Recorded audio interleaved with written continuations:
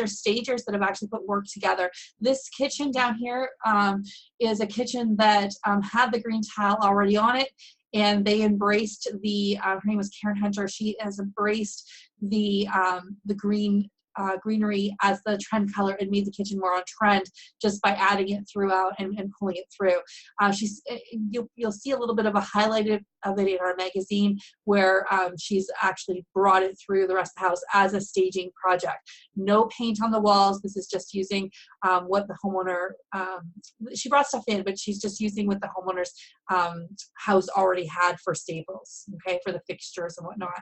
Then over here, Margaret, let me just put Margaret on the spot here. She's shaking her head no. But I'm putting her on the spot here. Didn't know that picture was going to be there. It's a partial green. It's a partial greenery. So it's actually the beginning of a project that the blue is being removed and then the green is being replaced with it. So I love the way there's all the different shades of green. That's what makes it interesting and palatable. Otherwise, it's just like acid. It's almost like a crayon, right? Because you have the same color used 7 times in a room.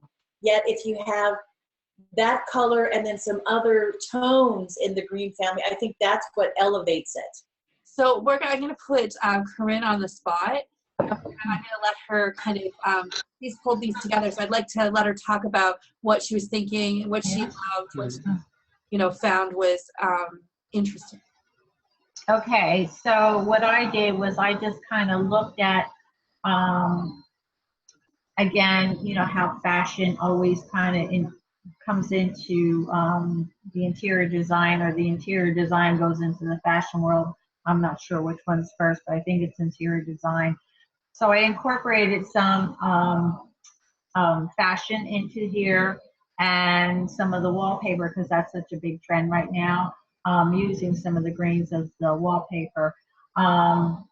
We like to use a lot of green as accents, and when we're doing our interior design, especially with some trees, some olive trees, and different trees that we put into the room. I can talk. But I specifically like outside, the little stool with everything is white and there's the greenery around, and just popping that green stool inside. I think that that is great. Do you want to say anything about this? It really brings your eye to the scenery, which is what you want to see out there, right? So I do like how you chose that one too. Because we actually have down here on the lower right-hand side, we recently did a house that was all stark white. This was actually a staging house. It was very contemporary, and we had to find a way to tone it down a bit. So the greenery is what helped in that. It's the lower right by the shoe, yeah. So we had to bring in some greenery in there. Where did you find some of these inspirations? Actually, a lot on Tumblr. Okay. I don't know if anybody does Tumblr, but I actually love the inspiration from Tumblr. So that brings up, if you were looking for inspiration as a homeowner or another stager, decorator, or in our industry, some of the places we would recommend, I'm going to just name some of them. You could use Pinterest. You could use House, HOUUZZ.com. Believe it or not, Twitter is a place that you could actually research some of the color inspirations as well. Not as popular as the Pinterest, and right now, what's the Instagram? Instagram is a great place that you can also get a lot of pictures and inspiration, especially from people the do-it-yourself people who are taking their own photos and putting them up. So that's another place where you can get them. Other blogs, and I think other interior designers, the way they put things together.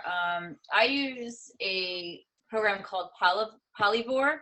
So that's how I put together inspiration for my blog posts. And really what I do is just kind of look at what's out there. So what they give you, the pictures and images that they give you is all in retail right now. And it's around the world. It's not necessarily just here in New York. And I pick and choose. Some pieces may be really pricey, some may not. But then it's the idea of trying to find the high low, you know, like the high low project. Where can you find it for cheaper? So that's how kind of I put things together. My inspiration.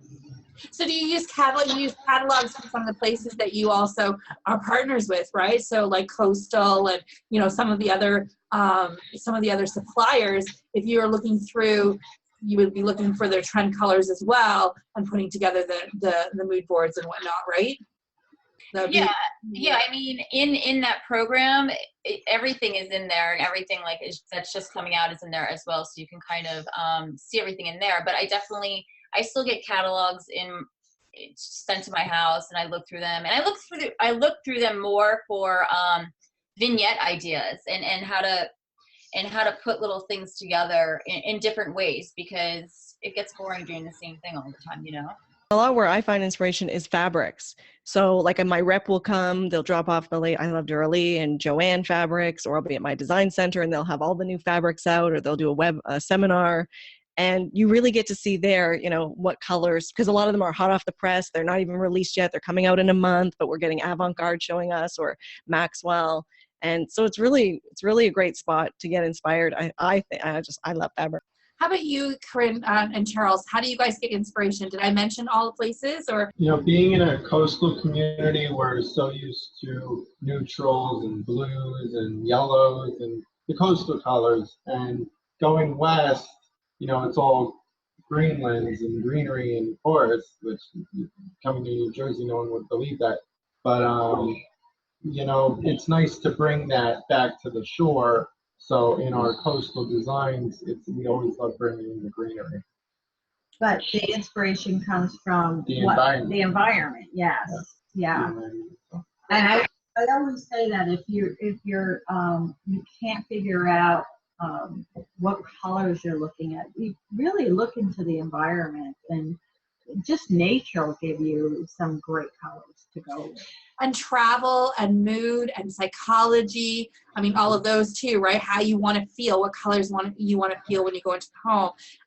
Yeah, you're right. There's so many places to get the inspiration from.